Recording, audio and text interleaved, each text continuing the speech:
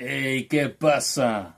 Everybody, welcome back to the channel of many streams and of many clips, and now currently, as he watches, of many videos. It has been some time since I uploaded a video here to the channel, so now here we are.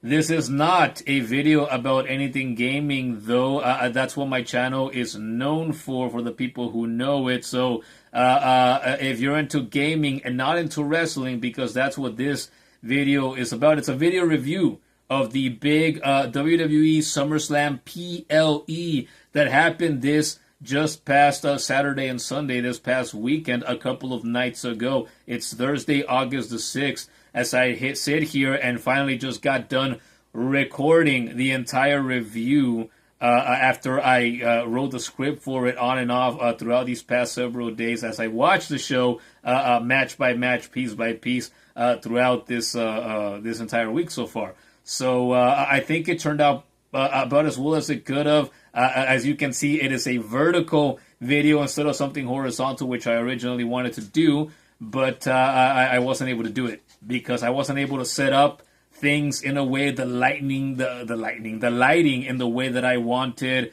exactly in different ways that I could have wanted instead. So we're doing it like this for now.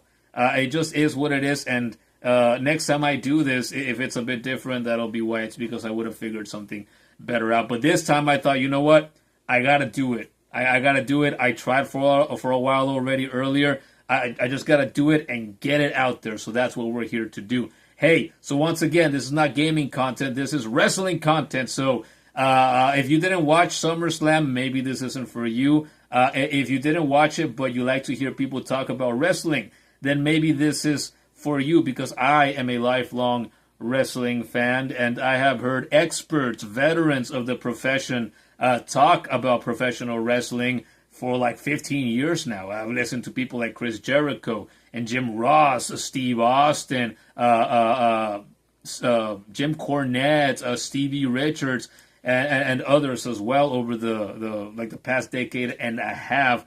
So I might be able to know how to watch out for certain things more than the average wrestling fan because of that. With that said, I have never set foot in a wrestling ring.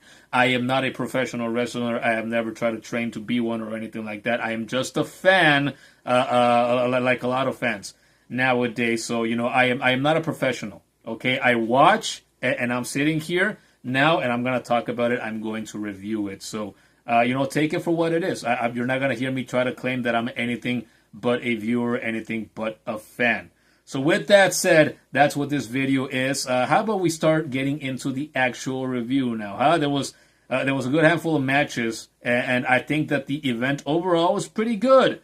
It had its flaws. WWE shows tend to have those, but it was overall pretty good in spite of things that I was not interested in. There were things that I wasn't interested in, but once I was there watching the matches as it happened, they reeled me in, and I ended up caring and reacting to it and feeling emotions from it all. And they were just straight up, good matches that I expected to be good, and they were just good. So how about we get into it? Let's get into it now with night one, SummerSlam Saturday. So the first match of the first night is Liv Morgan versus Io Sky for the Women's World title. And this isn't a match that I was terribly excited for, to be honest, because I didn't follow the story of how they got to this point closely. Actually, I didn't really follow it at all. I just heard little bits and pieces about it. I might have seen a couple of seconds of footage, while I've been doom scrolling Twitter recently, but that's about it. And I'm not the biggest of Io Sky fans, but I also don't hate her. I feel like I used to be a bigger fan of her years ago. Maybe it's just because she's been around for so long, it feels like nowadays.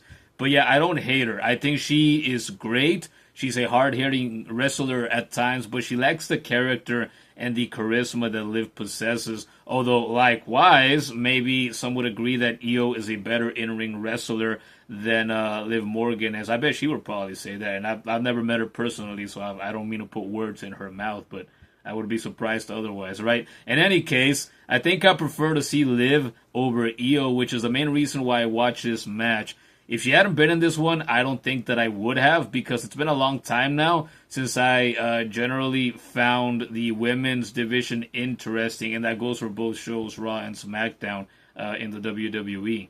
And I felt like the match went on too long, which I wasn't surprised by, but which I still did not like. Both of these women are very small in size, and I feel like they did way too much to one another before the match finally ended.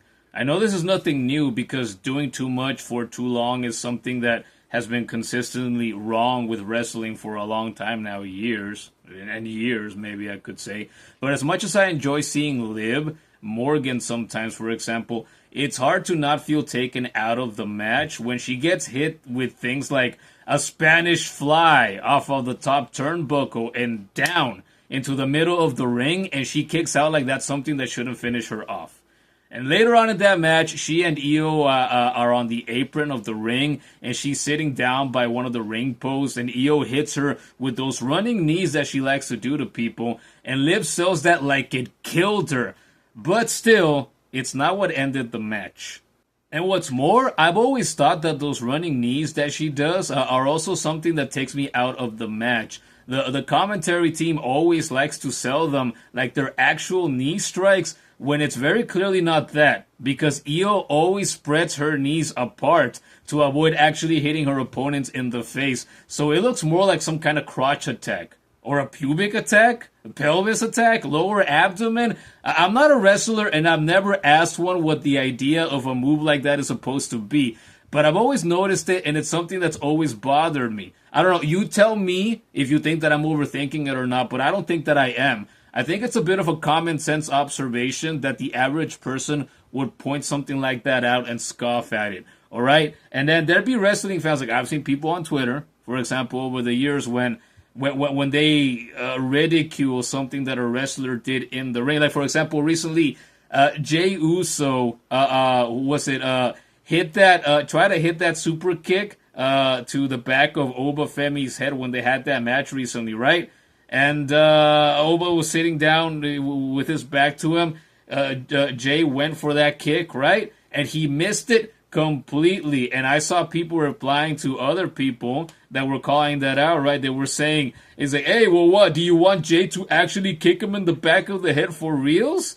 And I'm also not a veteran of pro wrestling. I'm just a fan. I'm just a viewer, right? But I think a veteran, if I've been listening to people like Jim Cornette and Jim Ross, Stone Cold, and others for like the past decade and a half, I feel like they would say, hey, if you can't make the move look right, you can't make it look real, like it did some damage, don't do it at all if you don't know how to do it. So I don't think I'm being too nitpicky about this.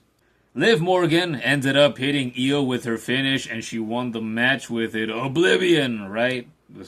I always thought that name was like, it's a play on her name, right? It is what it is, I guess. Which is great that she hit that finish, because although the Judgment Day has been around for a while now and have been doing the same things again and again and again during that time, I'd say that she's probably more interesting to have as champion than Io is. And now that she's actually defended the title for once, I mean, I really don't know how something like that happens, that a champion could go months, literally months, without defending the championship that they possess. But I also know that it's not the only time that it's happened in the past decade alone. So it wasn't a terrible match. I'd say it was okay overall. And the fans in the crowd seem to be into it at times. I would give it, if you ask me for a rating, a 3 out of 5. Maybe we could say 3 out of 5 belts. Not stars, because there's somebody else who does that already, and I don't want to try to perfectly copy that, especially with how ridiculous, a star rating system has gotten, especially in the past 6-7 years.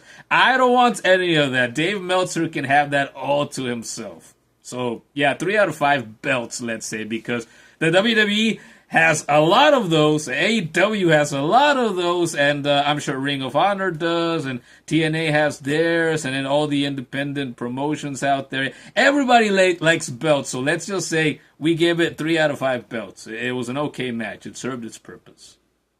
The second match of night one, Saturday of SummerSlam, was a six-man tag team match between the Usos and Jacob Fatu taking on LA Knight, Solo Sikoa, and Royce Keys. And I know people have been tired of the Bloodline for some time now because everyone knows that the best times of the Bloodline ended, maybe once Roman beat Solo in the Netflix debut match that they had last year. Some would argue that the most interesting aspects of it died even before that match. But the hero won that one. Roman did. And that whole intrigue was basically over by that point. The Solo and his goons have never been at that level again, and since I had quit watching regularly some time ago, I didn't care about this match at all going into it, to be honest. Once I actually sat down and put the show on, I decided on the spot that I would give it a chance just because LA Knight is in it, even though we all know that he's deserved better for the last few years because he's that good. Also, nobody cares about Royce Keys. The man is trying with what he's been thrown into, but we already have Obafemi, and Royce is just nobody in comparison right now, and who knows if that's something that's ever going to change. The Usos are the Usos. They're kind of bland to me nowadays. They have been for some time, and it's a shame that Jacob is back to just being Roman's lackey again, instead of also being in a bigger role like LA Knight should also be. With that said, I watched the entirety of the match. It felt like it lasted less than Liv versus Io. I combined the two names, how about that? But I actually ended up liking this match a lot more than that one. It felt like a good tag team wrestling match, or at least about as good as it could have been with the story it's got behind it, and with it being a six-man tag match instead of a traditional 2-on-2. There was good action throughout it all. It was easy to follow, and that makes sense because there were enough good professionals in there that wasn't surprising to me. I doubt it was surprising to anybody else watching. Solo Sikoa having Jey Uso down at the beginning of the match and asking for Jay's music to be played, right? To do it again like he likes to do. To yeet and to mock him. That was hilarious, and he kept mocking him throughout it all like that, and it was a good time because Solo has a track record of just being a funny guy sometimes, right? It's what he does. We all know that by some point. Everybody got to do something in this one. It was fun to watch, and LA Knight ended up hitting the BFT on Jey Uso at the end of the match to get the victory, which actually looked pretty good because Jay spiked himself when he took it, which I had never seen someone do for that finish before.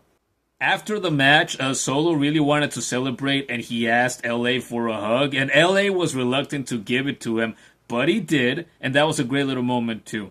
It was just more of the funny stuff that you expect Solo to be involved in at this point. And now after this match, I'm definitely more interested in seeing what's next for the both of them. I don't know about the other wrestlers involved in that match, but at least there's the two of them, and they give it their all no matter what they do.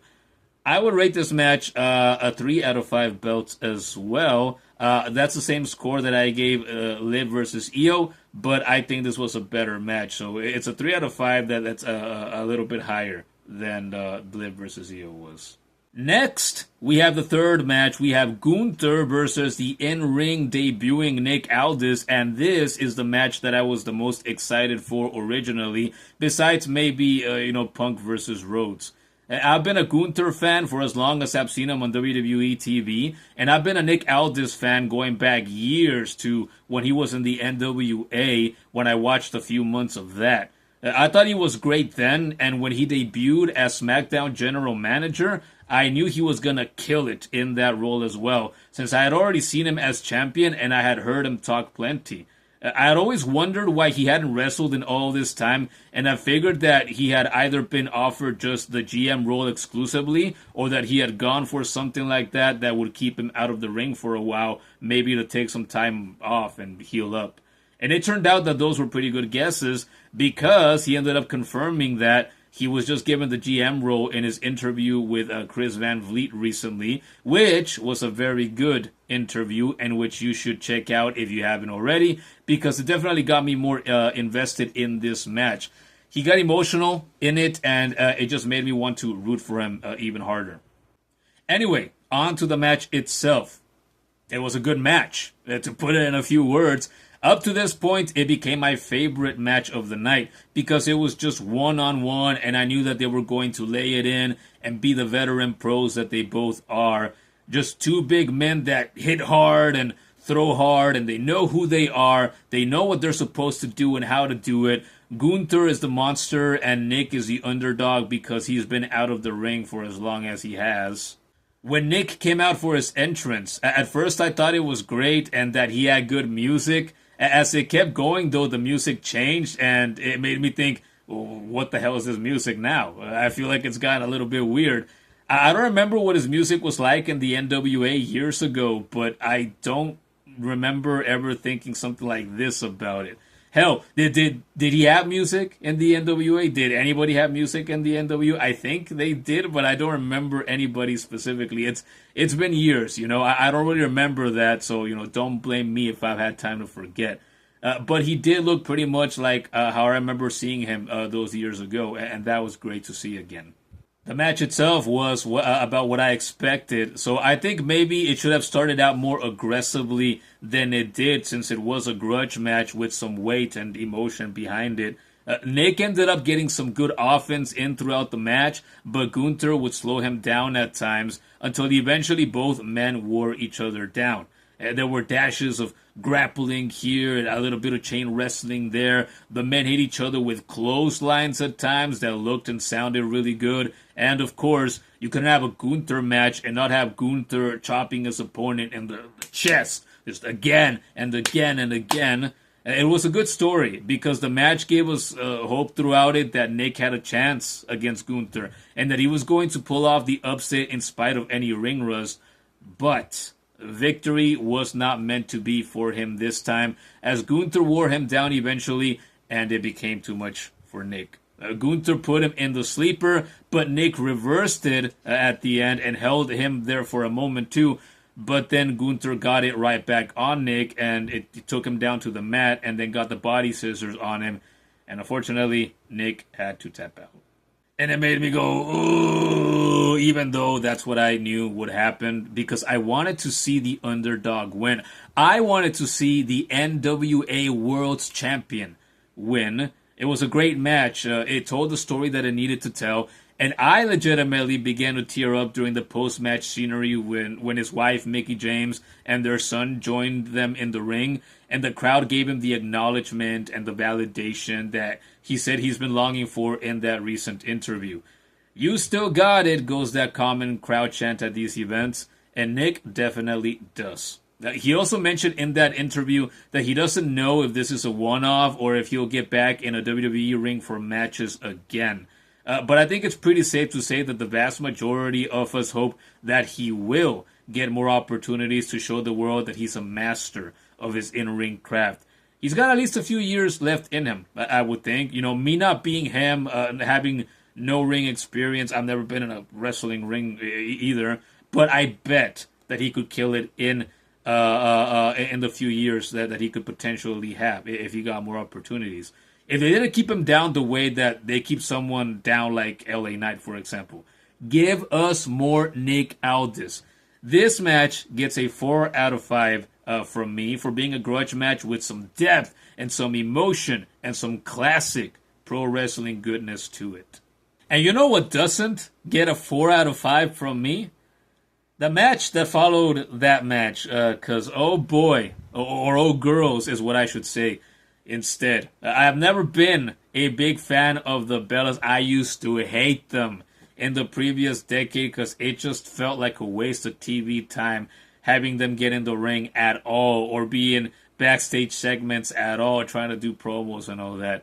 I also haven't cared for Paige in many years. It doesn't help that she was out of the ring for many years, right? And I don't know anything about this Fatal Influence group of girls other than the fact that they were in NXT for a while, as people tend to be nowadays. The only reason I would want to see Nikki Bella on WWE TV is because she's hot, because she's attractive. But I'm not fond of seeing her try to wrestle or try to hear her talk on a microphone, and that's pretty much true for all the women involved in this match.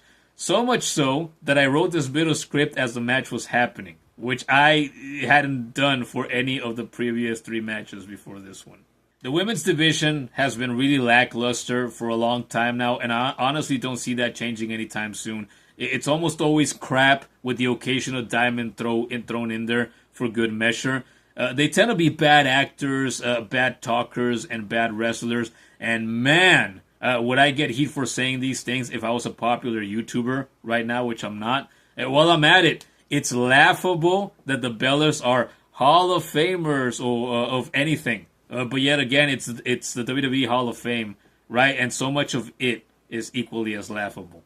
And look at that! By the way, the match was only a few minutes. The JC Jane girl got a pinfall apparently right as I was finishing writing this part. So good for them. Oh, and now the Bellas turned on Paige, right? Nikki blindsided her, which was obvious once everything got silent for a bit, and they left her laying in the middle of the ring.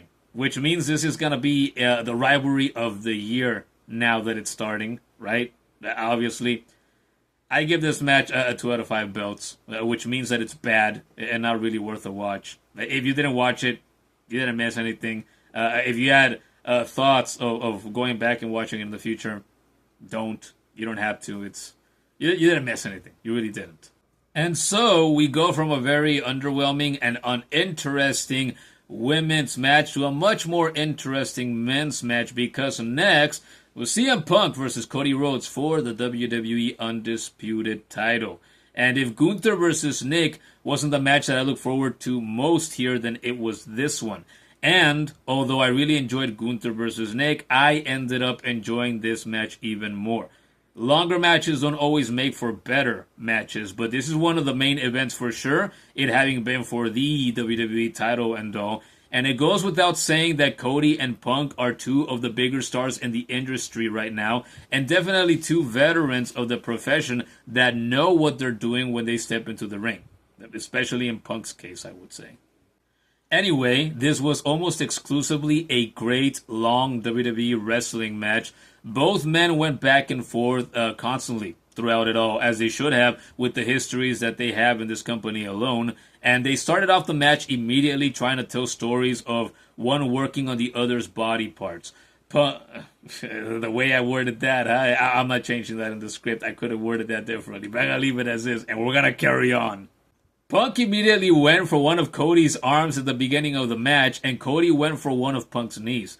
And they were both better at doing that than most other wrestlers that you see try to do this, because what others often do nowadays is show us that they're feeling some kind of pain, but they'll still run and jump around everywhere like nothing is really wrong.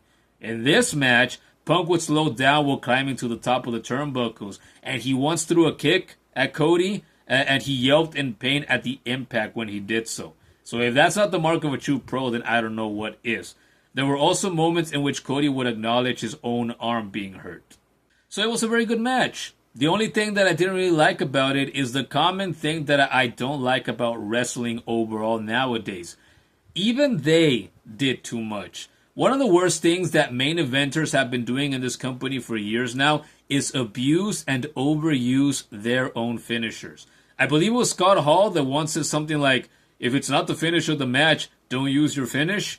Cody has been very guilty of doing this in his matches since returning to the WWE, and Punk has been as well, actually, now that I think about it. Punk hit Cody with like 5 different go-to-sleeps throughout the match, and Cody kicked out of all of them except for one, I believe, in which he grabbed the rope. Likewise, Punk got hit with like 3 crossroads, and none of them ended the match either. This is something that wasn't a thing on WWE TV 20 years ago, and I wish it had never become a thing at all. It's one of the worst things that shitty independent wrestling has infected even the big dogs in the industry with, and it's always been a shame to see. I've just never liked it. That takes me out of the match almost every time. Also, Randy Orton returned. I wondered on and off about where he's been, and he RKO'd Cody while Punk and the referee were recovering after being taken out in the match. After that, Punk hit Cody with the final GTS of the match, and finally kept Cody down that way. It's good to see Randy back, and all good things have to end, and it looks like now we get to see Randy and Cody go at it. Some final comments, and they're about CM Punk, mostly I think. When he had Cody on that announce table and jumped down onto it, I really didn't want him to do it. because it was obvious that Cody was going to move out of the way and he was going to crash right down on top of it. And it was a rough landing. It made me go, oh no! But with that said, I can't say that I don't love the occasional moment like that. And it is a SummerSlam match for the biggest prize in the business. So I can't dislike it too much like I would in other matches with lesser stars. Also, finally, and part of me hates to bring attention to this, but I don't know how it didn't get your attention if you watch this match. How many of you noticed CM Punk's glaring, perfectly round, wet butthole spot on his trunks that time that Cody took him down with that headlock takeover early in the match? The camera guy was right on it when it happened, and then it was hard not to notice it for like half of the totality of the match. Thankfully, he ended up drenching the rest of his trunks with his sweat as well. So it disappeared, and I was allowed to forget about it and enjoy the match more. But hey, this happening beats getting slammed in the ring and shitting yourself. Right, Punk? If you know that story, you know that story. Look it up if you don't know. Punk got slammed in a match. I don't remember against who.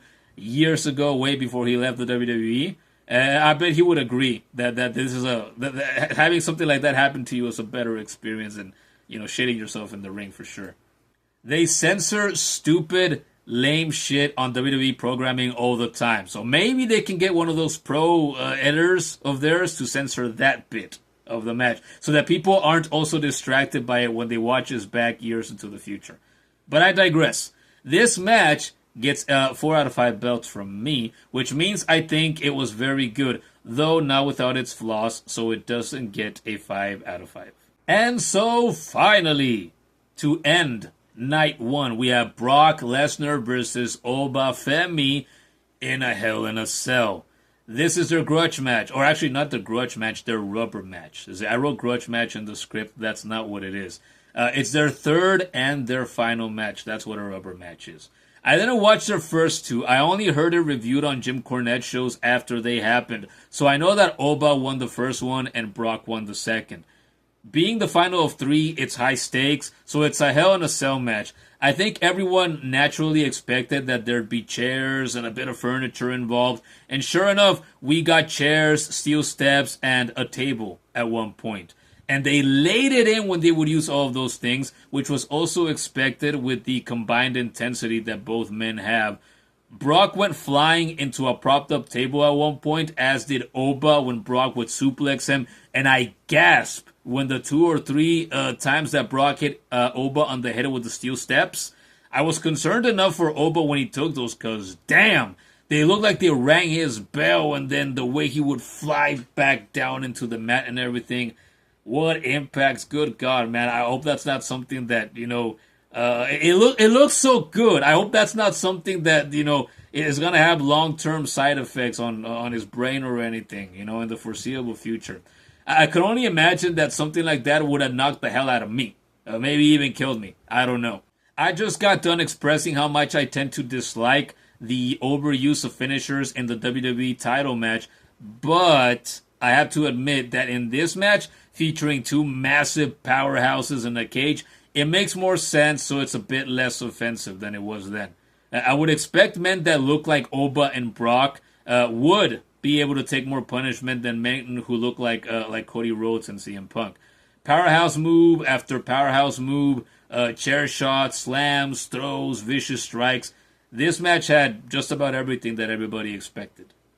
Late into the match, Brock tore up a part of the ring, letting us get a rare glimpse into what it looks like under the ring mat. Commentary explained the bit of padding that's under it, but then right under that, Brock exposed, I wrote explored, I didn't fix that, it exposed the wooden floorboards as well, and then lifted Oba to hoist him onto his shoulder, and then position him for the tombstone pile driver right onto the exposed boards, and even try to pin Oba the same way that Undertaker would pin people after hitting the tombstone pile driver. So Oba hooked up right after that, though, punched a chair out of Brock's hands, and then hit him with the Fall from Grace powerbomb, and finally got the pin. 1, 2, 3.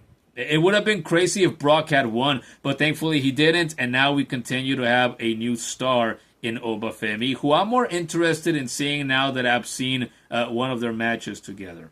Post-match, after Oba got his bit of time with his music, Brock came back into the ring, hugged Oba, and asked for a microphone. Obviously, he was going to say something to help pass the torch even further, and so that's what he did. He congratulated him, told us twice that Oba is the future and that he's now the past, and it was short and sweet, and it's something that Brock could say without lingering around or talking too much longer after beating the hell out of each other the way that they did. I'm with old school veterans like Jim Cornette when they say that there's too much crying and hugging post-match between competitors nowadays, both in-ring and backstage. And it did feel a bit off and awkward for me as it happened, since both men were busy being mortal enemies just minutes before. But I guess it could have been worse. At least they didn't hold each other and cry in front of everyone, right? And it was quick, like I already mentioned. So if Brock says that he's the past now and that Oba is the future, one would think that now he's done for reals, right?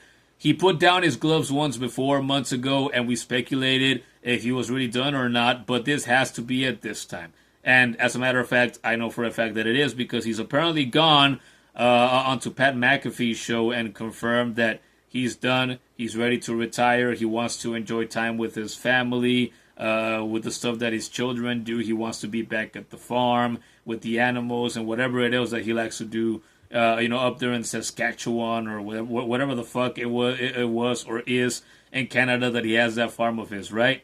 So I guess that's it. That's going to be the last that we see of Brock. And since it is, man, what a hell of a wrestling career, huh? One of the biggest stars of the past quarter century, always intense, always a monster. Could he get much more of a better ending, to his in-ring run? It's definitely better than what we got for AJ or for Cena. That's for sure. So I rated 3 out of 5. I thought it was good. And maybe would rate it higher if I had seen the previous matches and all the segments between the two men leading up to it. And that was night 1, ladies and gentlemen, damas y caballeros, of SummerSlam for this year. In spite of the gripes that I've laid out for this review, I've got to say that I think it was a pretty good showing. I mostly enjoyed it very much. There was a lot of good action. I ended up being a bit more invested in these matches than even I knew I would be. It's not the first time that I watch a PLE thinking that I wasn't very invested or interested in it, but then the show ended up being pretty good, and I ended up being glad that I gave it a shot, after all. There was some good wrestling there. It was a good time, and I didn't feel like it lasted too long. But that was only night 1. And here's to hoping that night 2, Sunday, can at least equal it. I doubt it will surpass it, but if it's about as good, then I would be pretty satisfied with that result. But who knows, because we've got Danhausen in a match and Roman versus Seth, which I don't really care all that much for, and I've heard that the build-up to it hasn't been all that. And I believe it. I know what both men are about, and they've feuded so many times over the past 12 or 13 years. So, that's night 1. It's time to move on to night 2. Boy, I've been sitting here a while and reading this and adding extra bits to it as I've been reading it.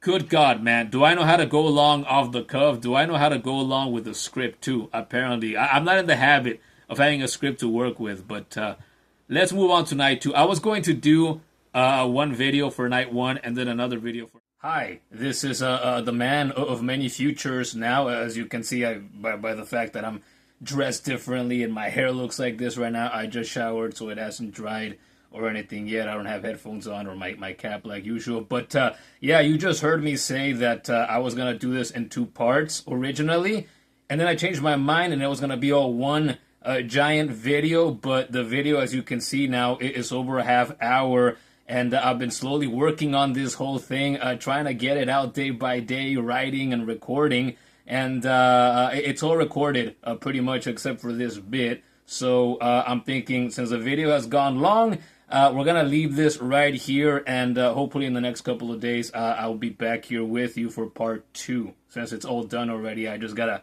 put it all together and have it right here on the channel. So, hey, stick around for part 2 if you've made it this far, then I appreciate you. Please give this video a like if you enjoyed it. Subscribe if you're new around here. Turn on notifications maybe, because I mainly do streaming on this channel. I enjoy video games. I play them around here sometimes and I stream them. And yeah, check out the channel for hundreds of streams, dozens of YouTube clips, gaming content. As you can see, we're doing wrestling content now as well. I'm going to try to make it a regular thing. Overall, working with the script, writing it myself, and actually sitting down here and recording it all is actually the best part about it. So yeah, once again, please stick around for part 2 coming real soon. Thank you for watching, and also check out the description below where you can find the Patreon, the TikTok, the Twitter, and the Discord server as well. You can support the channel at patreon.com/manmanynames, and you can support the channel for as little as $3 a month if you enjoy the content that I bring to you for free. And yeah, find me on TikTok as well, and on Twitter, and in the Discord server. There's a handful of people in there as well. Thank you for checking out this video, and we'll be back real soon for part 2, night 2, reviewing SummerSlam. Well, Sunday. So see you soon again.